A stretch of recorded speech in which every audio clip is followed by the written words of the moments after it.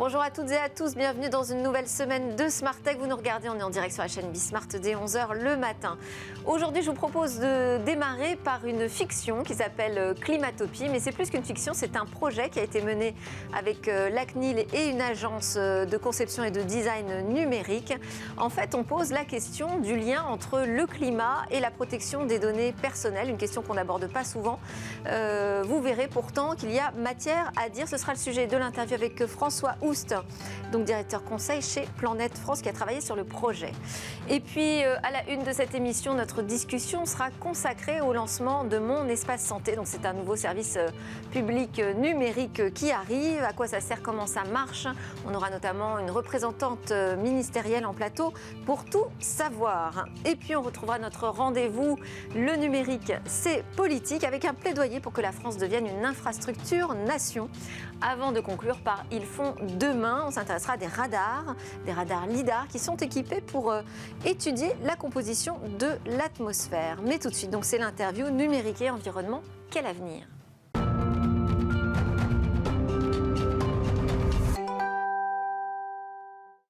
Alors on adresse souvent la question du lien entre le numérique et l'environnement comme facteur de pollution ou comme facteur de solution. On réfléchit un peu plus rarement à la question de l'impact de l'urgence climatique sur la protection des données et les libertés. Et là, on a une série de 6 fictions sur ces sujets de numérique et transition écologique qui ont été conçues et écrites par la CNIL et mon premier invité. Bonjour François Oust. Bonjour. Alors, vous êtes un passionné de nouvelles technologies depuis toujours, surtout sur la façon dont ça modifie nos vies et notre quotidien. Vous êtes aussi le directeur conseil au sein de l'agence de design digital Planète, qui a été choisi donc par le laboratoire d'innovation numérique de la CNIL pour explorer le champ des possibles autour de cette question, une question qui a été posée. La protection des données pourrait-elle participer à la protection de l'environnement ? Comment est-ce qu'on fait le lien déjà entre protection des données et environnement ? Ce n'est pas forcément intuitif. C'est pas forcément naturel de chercher un lien entre les deux. Ce qu'on fait, c'est qu'on explore déjà tout ce qui se dit au quotidien dans l'actualité ou tout ce qui se dit déjà dans le monde de la fiction. Et on va chercher des idées, on va grappiller des actualités, des news, des petits liens, pour se faire une idée de l'environnement autour de ces données-là. Mais au départ quand même, parce que on peut se dire, tiens oui c'est vrai, la protection des données finalement c'est une façon de limiter la quantité de données qui vont être collectées sur chaque individu et donc de limiter peut-être l'impact environnemental. Est-ce que c'était ça le point de départ ou est-ce que c'était la question de la protection de nos libertés plutôt face à une urgence climatique qui va nous demander peut-être de plus en plus de nous surveiller? Les deux sont intimement liés. On s'est rendu compte au fur et à mesure de l'exploration que les deux données sont extrêmement liées. D'un côté, on se pose la question de l'explosion des données qu'on est en train de fournir pour des raisons écologiques ou pour d'autres raisons. Tout ce qu'on stocke comme information sur notre suivi d'activité, sur nos déplacements en voiture, sur nos données personnelles, tout ça est stocké dans des data centers et tout ça demande de plus en plus d'énergie et demande de plus en plus de matières premières pour être construit. Et de l'autre côté, on se rend compte aussi que si on n'a pas une visibilité sur la pollution qu'on provoque, si on ne connecte pas ces données, on ne peut pas le contrôler non plus. Et on est aussi incapable de savoir réellement si telle démarche est plus écologique qu'une autre. Donc c'est un outil de mesure. C'est à la fois un outil de mesure mais aussi potentiellement de surveillance. Alors, ça peut être vu comme un outil de surveillance, ça peut être vu comme un outil de contrôle. On l'a vu dans certaines de nos fictions, on l'a imaginé dans certaines de nos fictions. Mais aujourd'hui, on est à mi-chemin entre est-ce que c'est utile poussé jusqu'à quel niveau, est-ce que c'est contraignant ou est-ce que c'est pas contraignant? Alors moi, ça m'a fait penser à une autre fiction qui a été menée par les Jurisnautes, une association qui organise des procès fictifs et qui s'est justement intéressée à cet enjeu de surveillance lié à la donnée qui permet de mesurer notre impact environnemental. Mais là, ils ont abouti vraiment à une dystopie. C'est pas dans ce que j'ai lu dans les 6 fictions qui ressortent de ce que vous avez produit avec la CNIL, c'est pas du tout le sentiment que j'ai eu, c'était beaucoup plus mesuré. Alors, on a essayé d'éviter l'écueil dystopique, même si on ne fait pas une vraie fiction, s'il n'y a pas un petit danger, s'il n'y a pas une petite menace autour de la fiction. Mais on a essayé d'éviter le plus possible l'écueil dystopique, et ce qui nous a surtout intéressé... Pourquoi, justement? Alors, pour lui donner plus d'ancrage dans le réel, dans le concret? Oui, complètement, pour être un peu plus dans le quotidien. Ce qui nous a intéressé avant tout, c'est pas la big picture, c'est pas le projet sociétal, c'est le quotidien des gens face au dérèglement climatique et face à l'explosion technologique.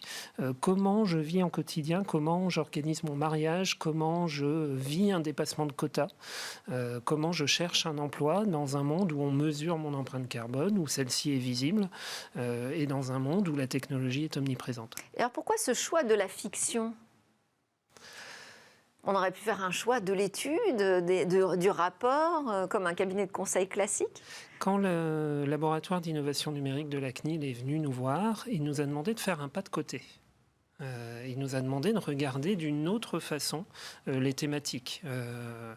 Pour deux raisons. La première, c'est que déjà les équipes de la CNIL sont très bien équipées et sont très bien dotées pour faire de la prospective, donc on n'allait pas marcher sur leur plate-bande. C'est vrai. Et puis, le deuxième point, c'est que cette imagination, ce travail de fiction, il permet de prendre de la hauteur et il permet d'imaginer des réactions qu'on ne peut pas imaginer en prospective, parce qu'elles sont liées aussi à de l'affectif, parce qu'elles sont liées aussi à de l'événement quotidien.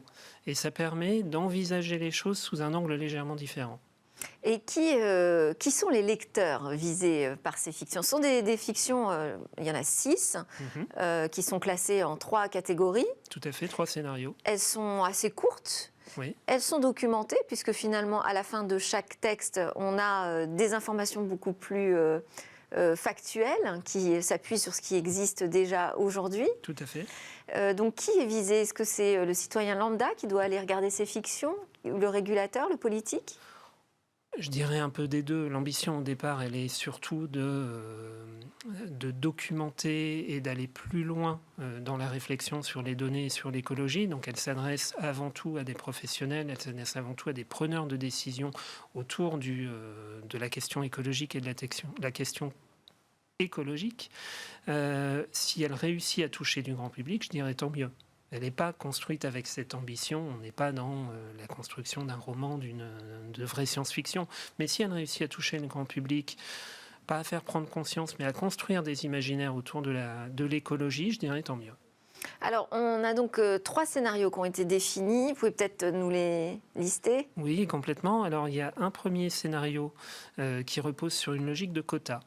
Et si demain, on était tous tributaires d'un quota écologique, qu'on l'imagine en émissions de carbone, en consommation électrique, etc. On ne s'est pas posé la question de la définition de ce quota en tant que tel, mais si on a une vie qui est pilotée comme par les des États quotas, aujourd'hui ou les entreprises, demain, les citoyens pourraient être soumis à des quotas. Exactement.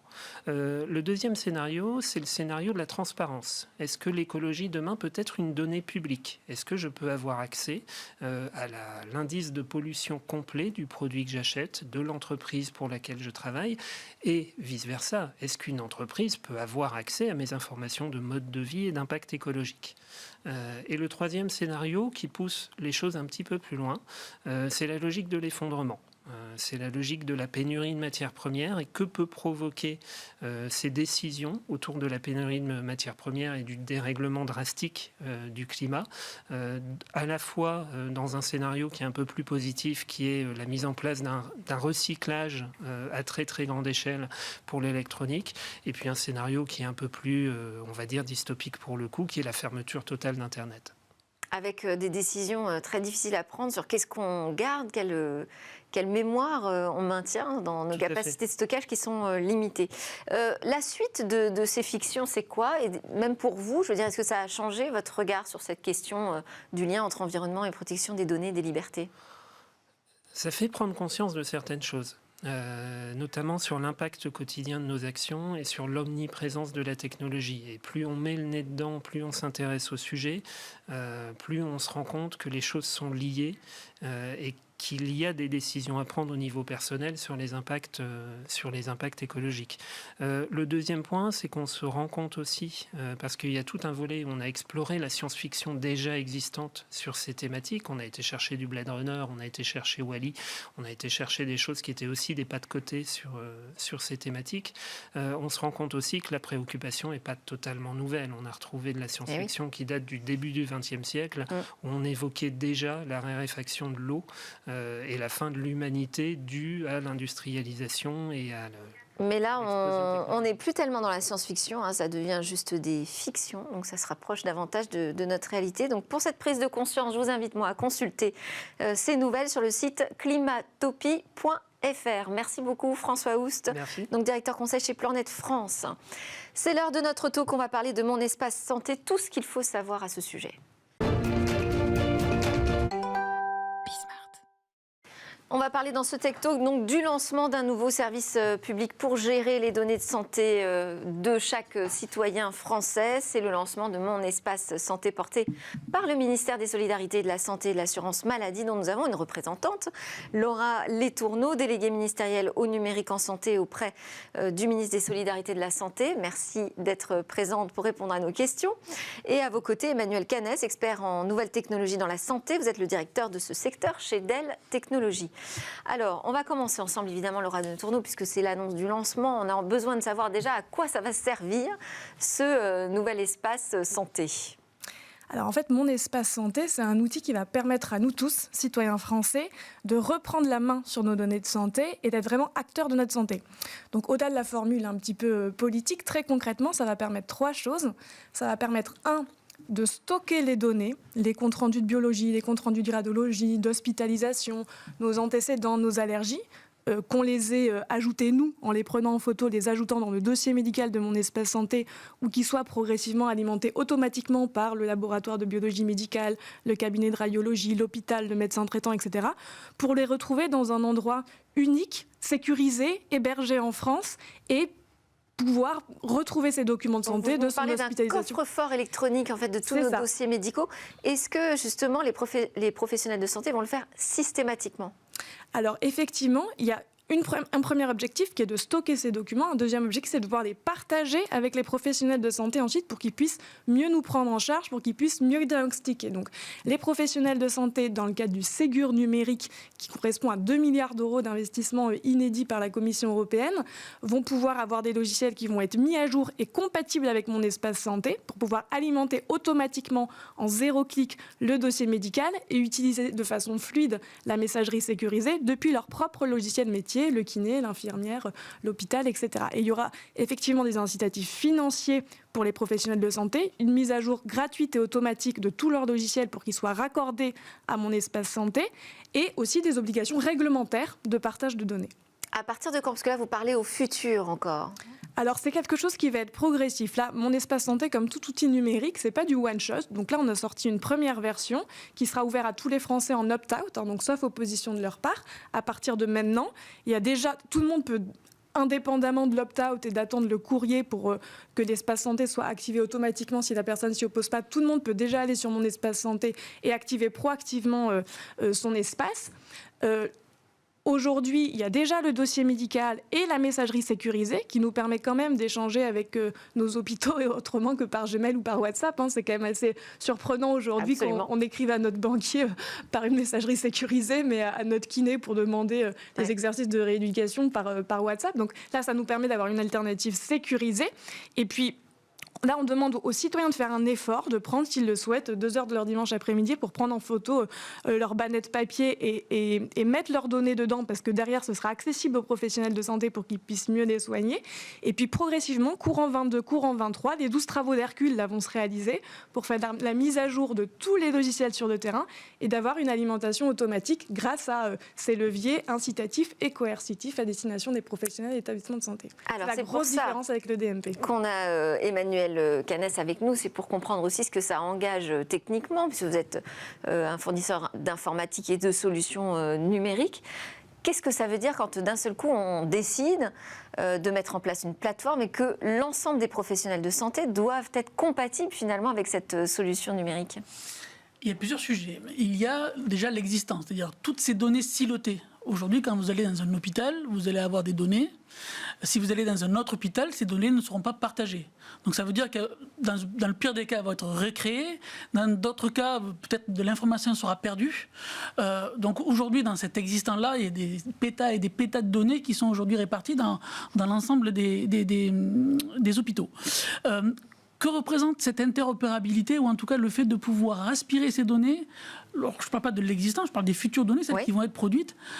Ça demande aux applicatifs qui sont aujourd'hui dans les hôpitaux, mais aussi au niveau de la médecine de ville, d'automatiquement charger ces données-là dans ce data lake, dans ce coffre-fort. Un nouveau logiciel supplémentaire qui vient en surcouche de tout ce qui existe déjà. C'est plus un connecteur, une copie qui va être envoyée vers ce coffre-fort numérique et qui va permettre du coup le partage.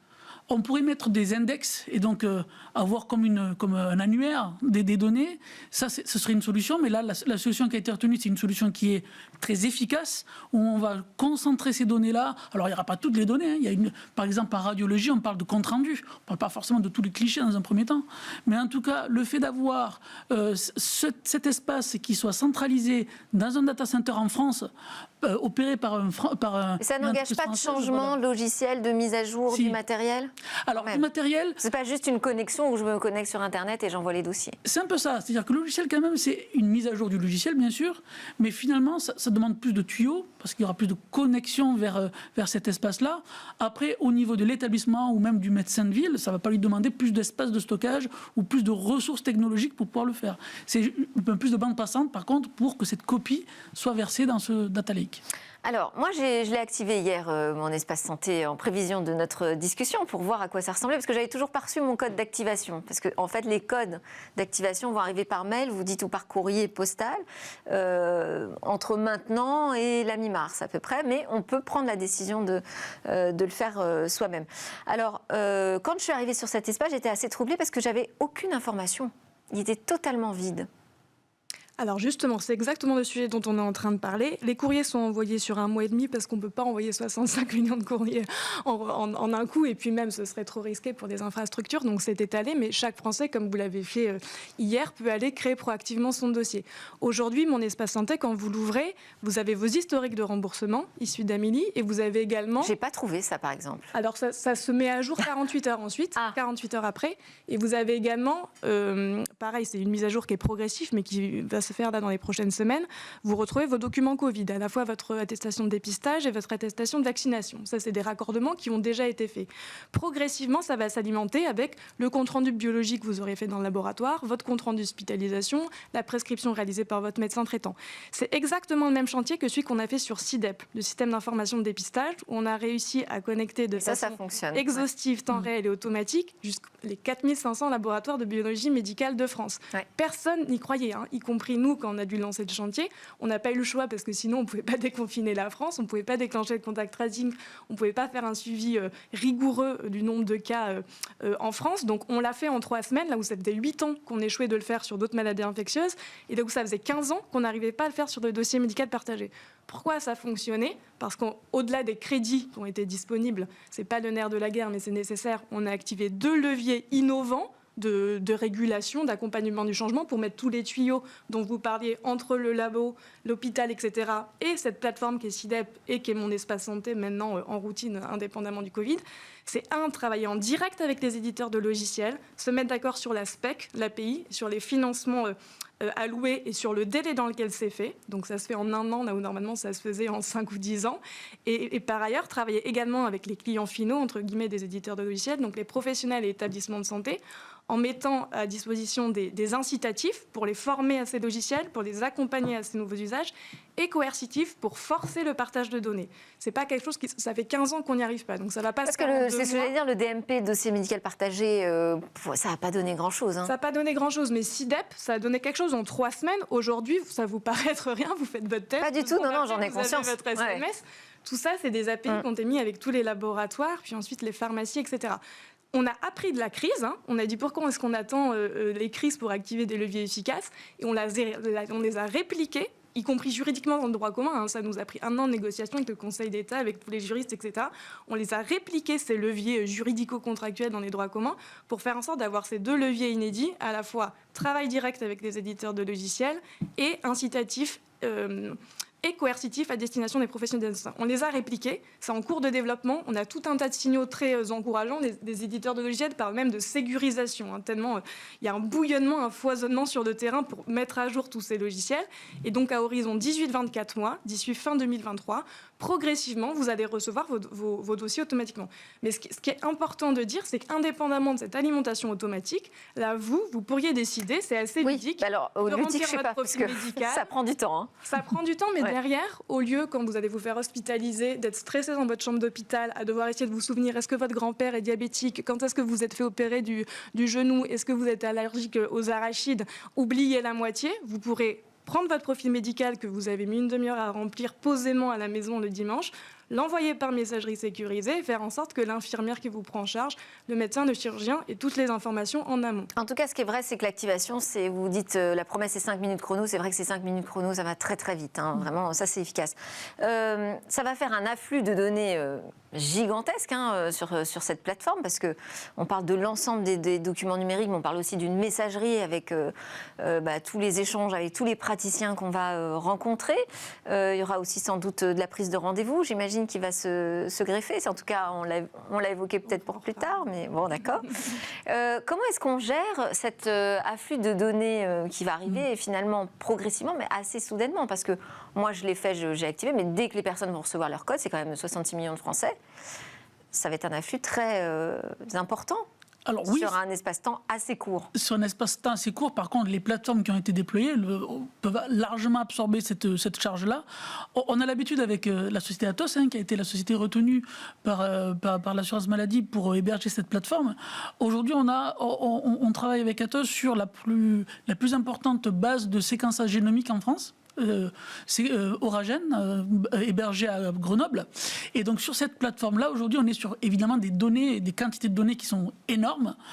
Donc on a cette expérience de gros volumes de données qui arrivent d'un coup et qui est derrière exploitable par des algorithmes et des capacités de calcul. Il ne suffit pas de stocker la donnée. Il faut pouvoir y accéder, il faut pouvoir la traiter, il faut pouvoir en tirer de la matière de cette donnée-là.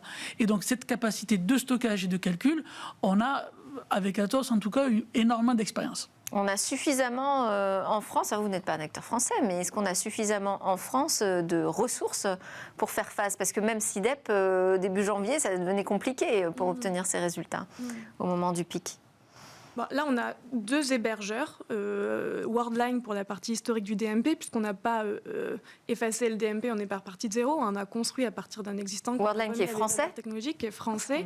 On n'entend pas forcément au nom. Oui, non, pardon. Et Atos qui est l'autre hébergeur, qui sont tous les 2 certifiés hébergeurs des données de santé, qui font l'objet d'une supervision par l'Agence nationale de sécurité des systèmes d'information, qui sont hébergés en France. Il y a eu des audits externes de sécurité. Il y a un bug bounty qui est en cours avec le collectif Yes We Hack, qui a une supervision. Ah, très bien, c'est ce que j'allais vous poser comme question. Qu'est-ce que vous mettez en place pour la sécurité? Parce que c'est quand même important de rassurer tout le monde là-dessus.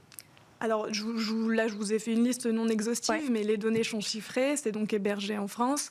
Il y a une supervision de très très près par la CNIL et par l'ANSSI qui nous ont aidés à la construction de la plateforme et qui aussi vont la contrôler. Qu'est-ce que j'ai pas dit? Il y a évidemment une homologation RGS, de règlement général de sécurité, c'est à l'état de l'art d'un point de vue technologique.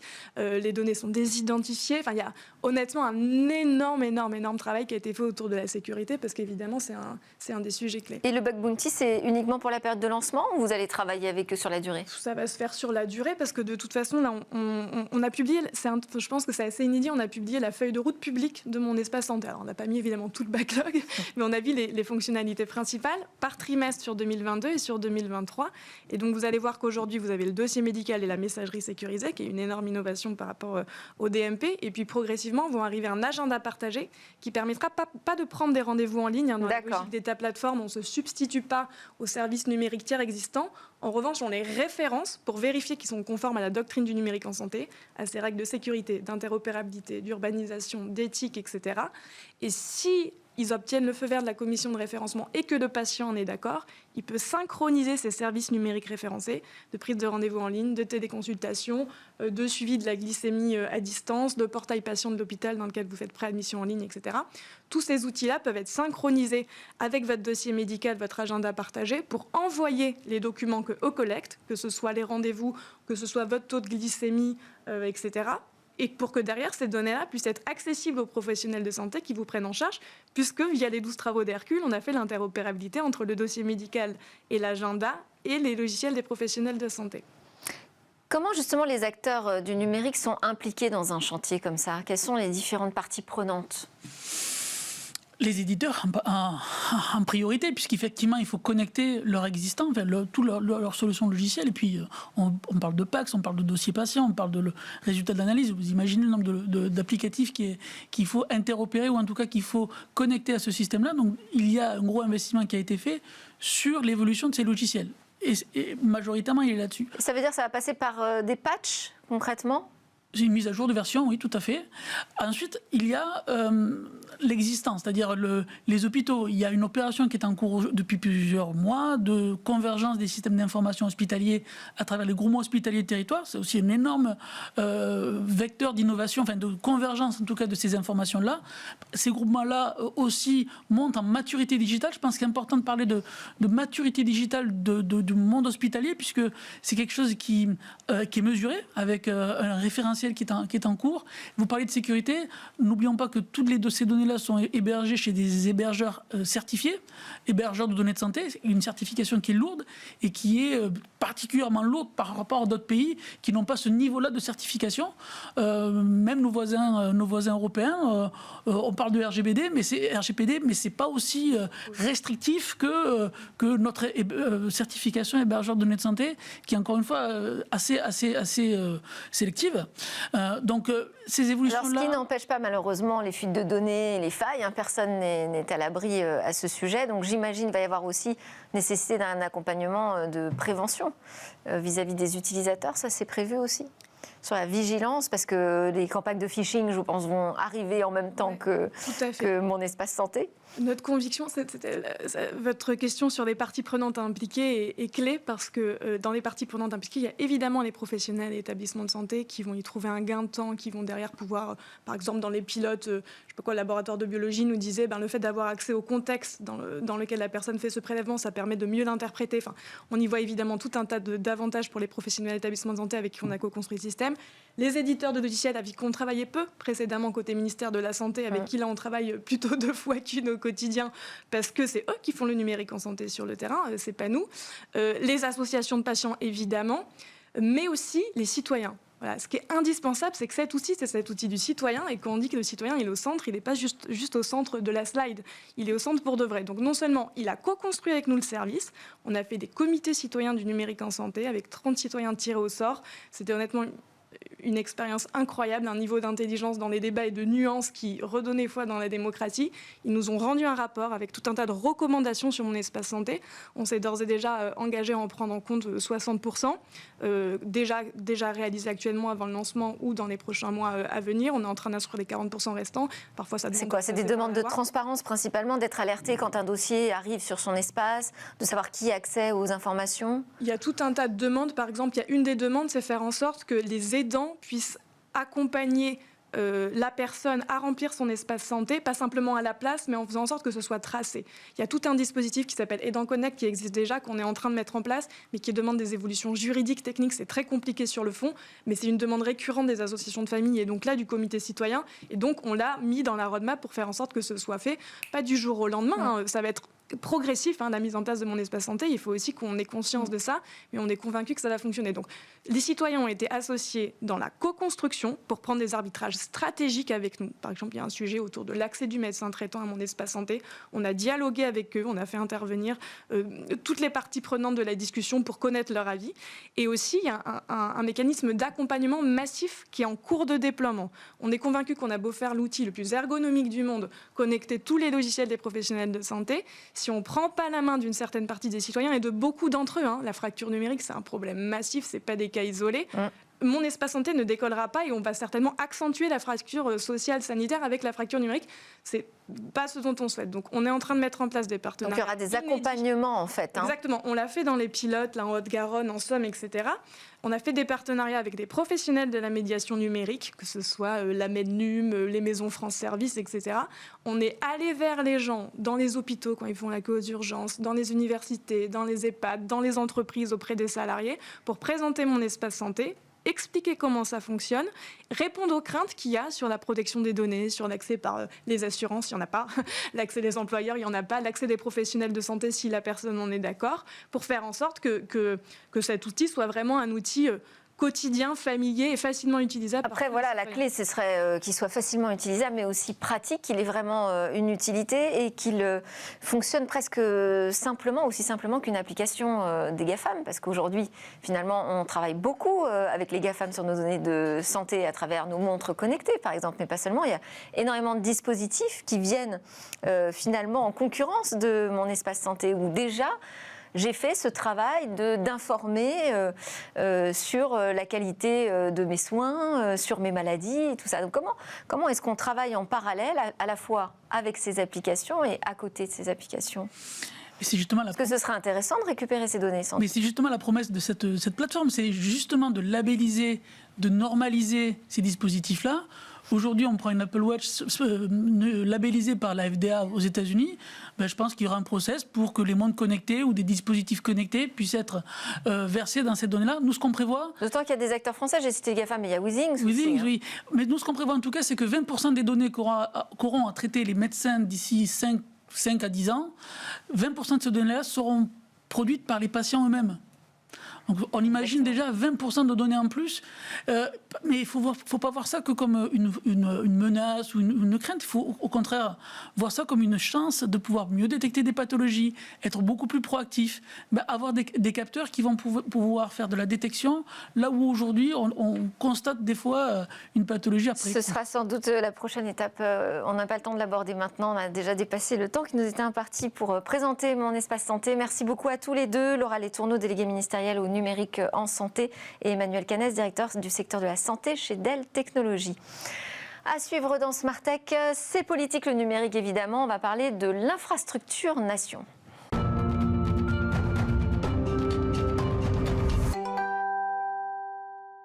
Vous regardez Smart Tech, l'émission qui s'intéresse à l'innovation et la nouvelle société numérique. On entame la deuxième partie de cette émission. On va partir évidemment à la découverte d'une innovation, en l'occurrence un radar LIDAR qui va nous permettre de mieux comprendre l'atmosphère et donc les effets du réchauffement climatique. Mais d'abord, c'est notre rendez-vous, le numérique c'est politique, avec Tariq Rim, entrepreneur, pionnier du web français, militant pour un numérique ouvert, maîtrisé par les utilisateurs.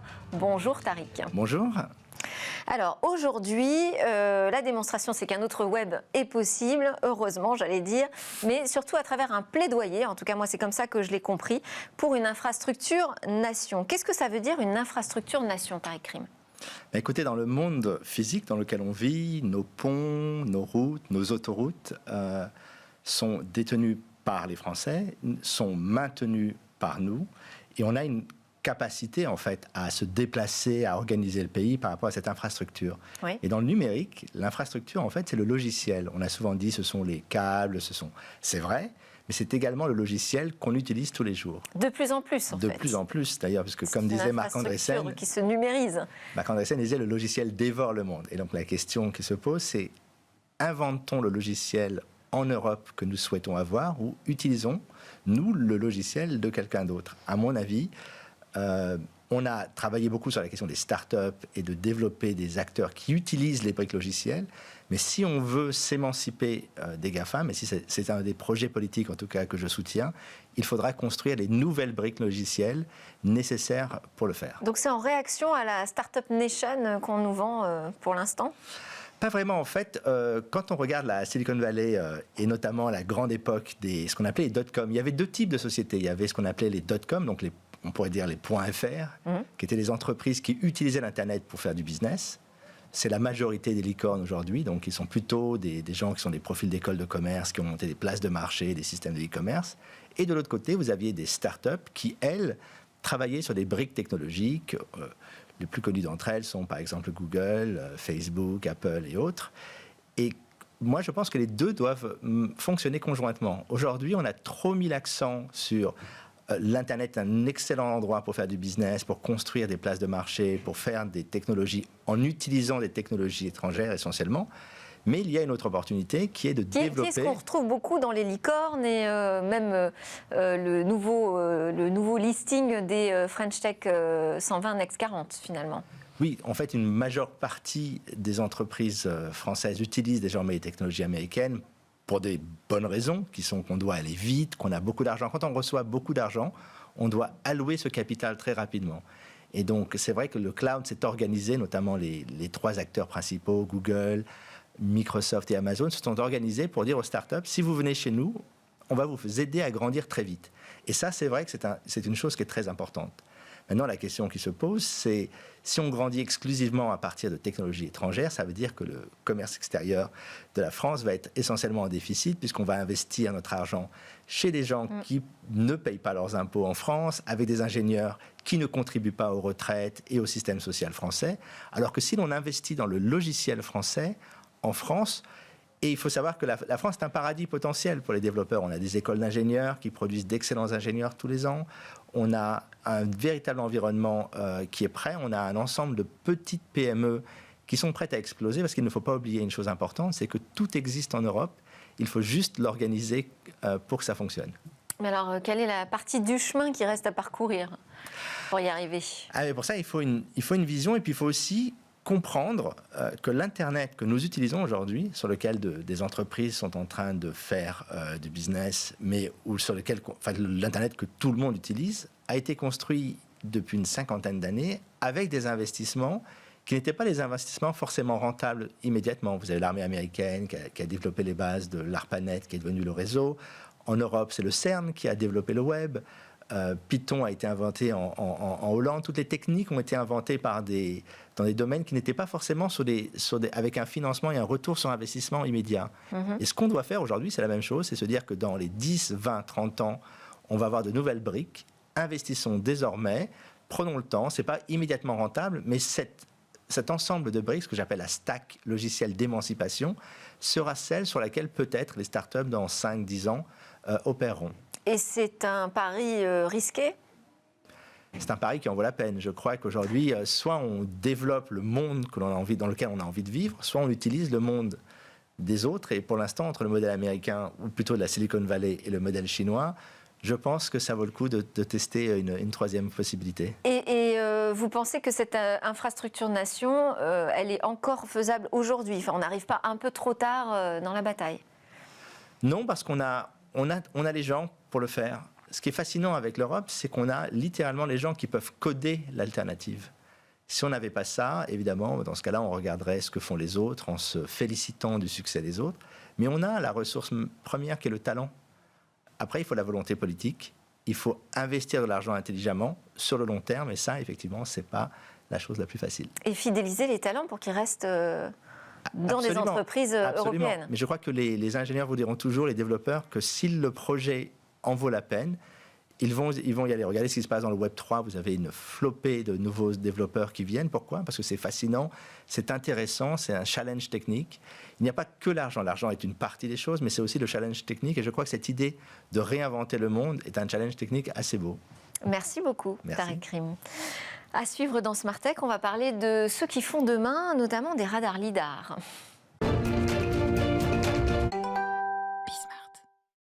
Alors, Smart Tech est allé à la rencontre d'un chercheur en météorologie à l'École Polytechnique de Paris. Sa spécialité, c'est de mettre au point des radars lidar qui sont équipés de lasers spécialement conçus pour aller étudier la composition de l'atmosphère. C'est une étape technologique majeure pour faire progresser nos connaissances en matière de réchauffement climatique. Et c'est un reportage que je vous propose de Cécilia Sévry et de Célia Barotte. Bonjour à tous. Allier la technologie du LIDAR avec l'observation atmosphérique de la Terre, c'est le travail de Dimitri Edouard, ingénieur de recherche à l'École Polytechnique. Alors ici, on est venu au laboratoire de météorologie dynamique pour le rencontrer et découvrir comment, avec ses collègues, il participe à l'élaboration des outils de demain. Bonjour Dimitri, alors votre travail c'est de sonder le ciel si j'ai bien compris et pour ça vous utilisez une technologie LIDAR. On conçoit et développe des lidars météorologiques, donc ce sont des instruments de télédétection, c'est-à-dire de mesure à distance, qui utilisent un laser pour sonder certaines propriétés physiques de l'atmosphère. Ces propriétés peuvent être par exemple des concentrations de gaz, comme le dioxyde de carbone, le méthane, la vapeur d'eau, mais aussi des vitesses de vent ou de la température.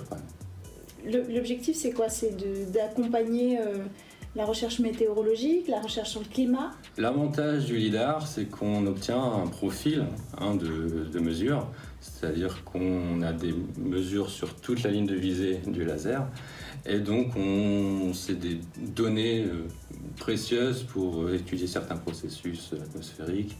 Donc votre rôle c'est quoi précisément dans tout ce processus de développement technologique? On teste ici des nouvelles briques technologiques, en particulier les lasers, pour évaluer leur valeur ajoutée en termes de mesures lidar. Alors Dimitri, ça c'est votre outil de travail, un de vos outils de travail? Voilà, donc ça c'est un exemple de laser qu'on a développé au laboratoire.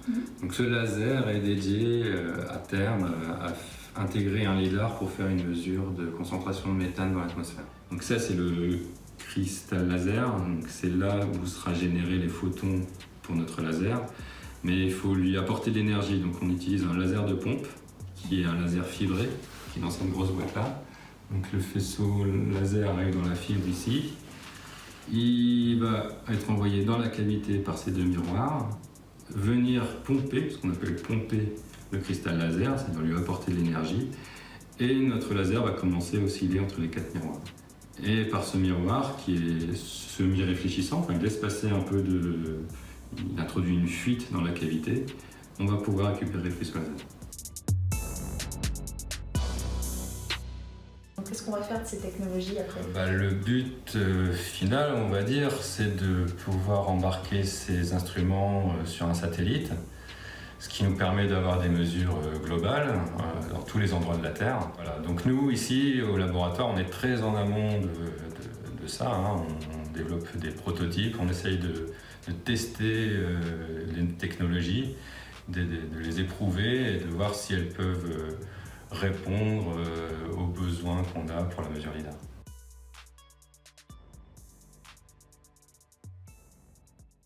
Et voilà, c'était Smart Tech. Merci à tous de nous suivre en direct sur la chaîne Bismart, mais aussi sur les réseaux sociaux ou en podcast.